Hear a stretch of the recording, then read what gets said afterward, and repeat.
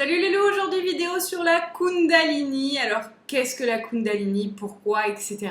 Je vais répondre aux questions de je ne sais plus qui parce que je suis désolée, j'ai pas noté le nom, donc toutes mes excuses à la personne qui aura permis cette vidéo et qui m'aura envoyé les questions sur la Kundalini. Sache que cette vidéo est pour toi. Alors la Kundalini, qu'est-ce que c'est? Est-ce que c'est une énergie, un état, un esprit, etc. La Kundalini, c'est l'énergie du chakra racine. Donc le chakra racine, c'est celui qui se situe entre les parties génitales et le scrotum et qui remonte, la Kundalini, pas le chakra racine, du chakra racine du coup jusqu'au chakra coronal qu'on a ici. On a 7 chakras principaux dans notre corps physique, je vais les renommer vite fait des fois que. Il y a donc le chakra racine qui est vraiment situé entre les jambes, il y a le chakra sacré qui est situé juste au-dessus du pubis, il y a le chakra plexus qui est situé ici dans le creux sous les seins et pas ici comme beaucoup de personnes le placent, il est vraiment dans le creux ici. Il y a le chakra du cœur qui est ici et non pas ici ou ailleurs, ok? Donc il est vraiment au milieu, au niveau du thymus. Il y a le chakra de la gorge qui n'est pas dans le creux de la gorge mais ici, au niveau de la glotte. J'en suis à 5. Il y a le chakra du troisième œil qui est entre les deux yeux ici, à peu près un doigt au-dessus des sourcils et pas en plein milieu ici ou en plein milieu du front, ok? Donc à peu près ici. Et le chakra coronal. On en a 7 en tout dans le corps physique. Dans la globalité des corps subtils, il y en a beaucoup plus que ça. Mais on va pas s'étaler sur les chakras, on parle de la Kundalini. Donc la Kundalini, c'est cette énergie qui monte du chakra sacré, celui entre les jambes, au chakra coronal, donc celui qui se situe au sommet de la tête. Normalement, cette énergie monte doucement tout au long de notre vie. C'est une énergie d'évolution, évolutive aussi, c'est-à-dire que plus on va évoluer, plus on va transmuter la souffrance en amour à l'intérieur de nous, plus cette énergie va monter. Il y a des cas particuliers où l'énergie va monter trop vite, comme par exemple quand on fait des soins énergétiques alors qu'on n'est pas forcément prêt. Attention, encore une fois, ce n'est pas que on n'est pas prêt en tant qu'être humain, en tant qu'énergie expérimentant sur Terre, c'est le mental qui n'est pas prêt. Donc ce qui se passe dans la tête, ok? Si le mental n'est pas prêt et que le changement énergétique à l'intérieur de nous, donc la Kundalini monte trop vite du chakra racine au chakra coronal, il y a des chances que le mental ne le vive pas forcément bien parce que lui, dès qu'il y a des trop gros changements à l'intérieur de nous, il est en flip. Et du coup, on peut développer certaines crises d'angoisse, maux de tête, impression d'avoir la tête compressée. Qu'est-ce qu'il peut y avoir d'autre? Des visions pas forcément super cool. Je sais que pour ma part, quand j'ai fait ma montée de Kundalini trop rapide, je me voyais en train de devenir folle. Donc, c'est-à-dire que mon mental tournait à une vitesse incroyable au point de me faire voir des choses qui n'existaient pas. Je parle pas des fantômes, je parle visualiser des choses dans ma tête. Donc ce n'étaient pas des choses que je voyais à l'extérieur de moi. Mais j'avais des peurs en fait qui se traduisaient sous forme de flash ou en tout cas de vision qui arrivait dans ma tête. Et donc la Kundalini, d'où vient-elle?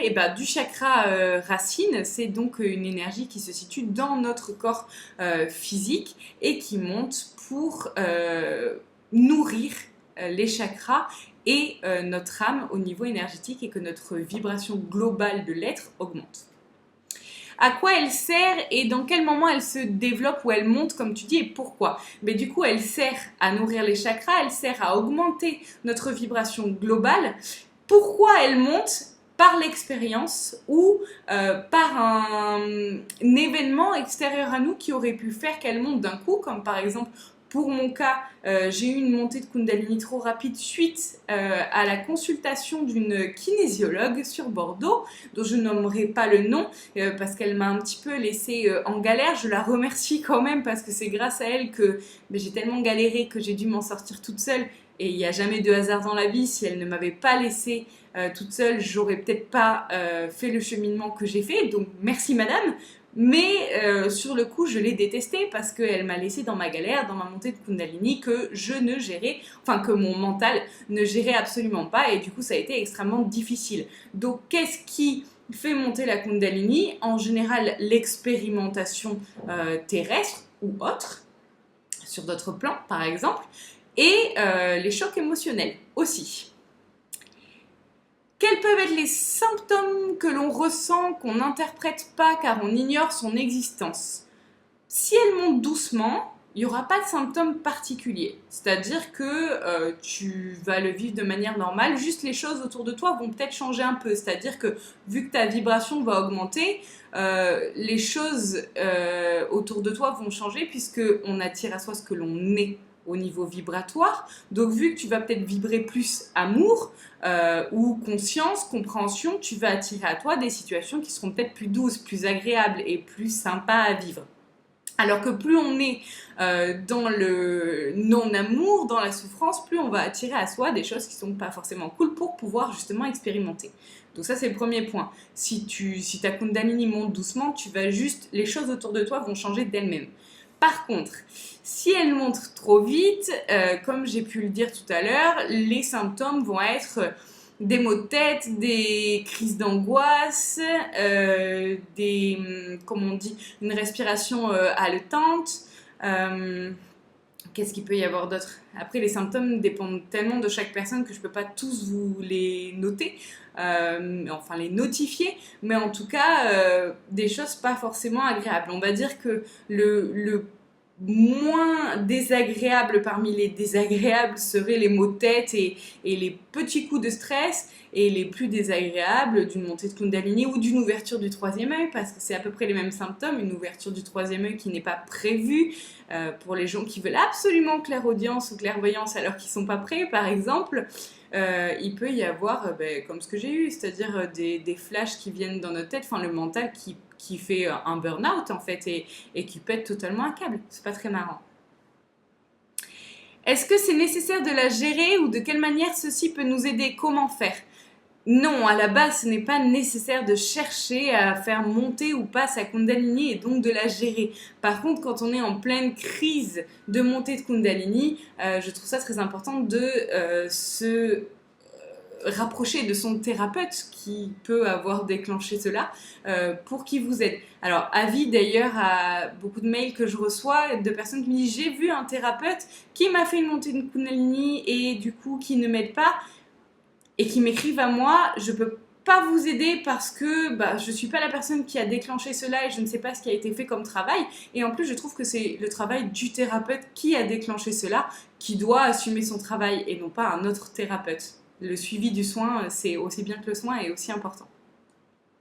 Et donc, comment faire pour pouvoir gérer la Kundalini? À la base, si jamais ta Kundalini monte de manière normale, il n'y a pas besoin de la gérer parce que tu vas le vivre relativement bien. Par contre, si elle monte trop vite, le seul moyen que tu pourrais avoir toi tout seul, sans faire appel à ton thérapeute, ça serait de pratiquer la pleine conscience au maximum et de rassurer ton mental. Donc, à lui parler, à lui dire que tout va bien aller. Le mental, c'est l'enfant intérieur, c'est celui qui flippe dès qu'il y a trop de changements. Et ça serait vraiment important, je pense, c'est ce que moi je ferais maintenant si ça m'arrivait, de rassurer ma petite Johanna à l'intérieur de moi qui a super peur du changement et qui n'accepte pas ce changement de vibration, qui ne le comprend pas. Donc lui expliquer, se parler à soi-même pour pouvoir essayer au mieux d'expliquer ce qui se passe dans son corps. Quelle est ton expérience? Quand as-tu entendu parler d'elle et comment as-tu vécu son développement? Du coup, j'y ai déjà répondu. J'ai entendu parler de la Kundalini quelques années après avoir eu ma montée de Kundalini. Donc au début, je savais même pas ce qui m'arrivait. Ça a été vraiment super dur. Mon rapport avec elle, pas forcément super amour au départ. Maintenant ça va, bien que j'ai encore des montées de Kundalini que je gère beaucoup mieux qu'avant parce que maintenant elles sont plus petites, mais à chaque grosse montée vibratoire la Kundalini monte d'autant plus, et d'autant plus depuis que je suis enceinte par exemple, que ma fille fait des allers-retours pour s'incarner. Chaque fois qu'elle revient dans mon corps, ça me fait monter ma Kundalini à moi et ma vibration à moi et j'ai des crises de reins. Voilà comment je le vis, enfin j'appelle ça des crises de reins. Au début, enfin, je vous raconte un peu ma vie, je le fais en mode super rapide parce que c'est pas forcément intéressant.